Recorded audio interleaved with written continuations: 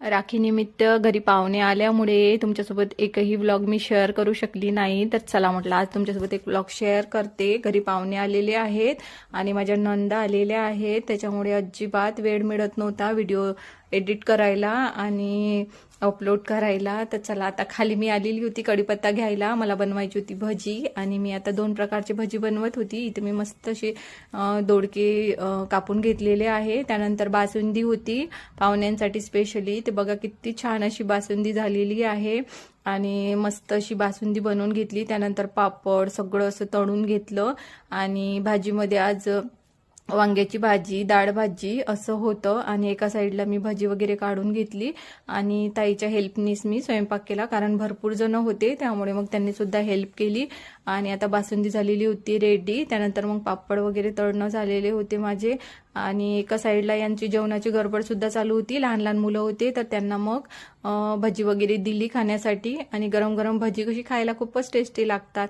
तर मग ताईने एका साईडला चपात्या बनवल्या आणि मग मी भाजी बनवली।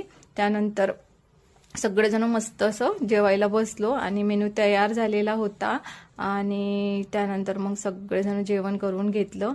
तर असा होता माझा आजचा दिवस आणि आजचा व्लॉग कसा वाटला ते कमेंट करून नक्की सांगा आणि व्हिडिओला लाईक करायला विसरू नका, चॅनलला सबस्क्राईब करा आणि बेल आयकॉनचे बटन प्रेस करा।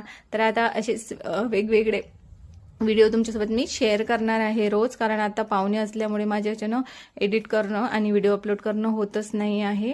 तर अशा प्रकारे आजचा ब्लॉग होता। तर आम्ही आता नाईटला शॉपिंगला जाणार आहोत, तर त्याच्यानंतर मग तुमच्यासोबत तो ब्लॉग मी नक्की शेअर करेल। तर बाय।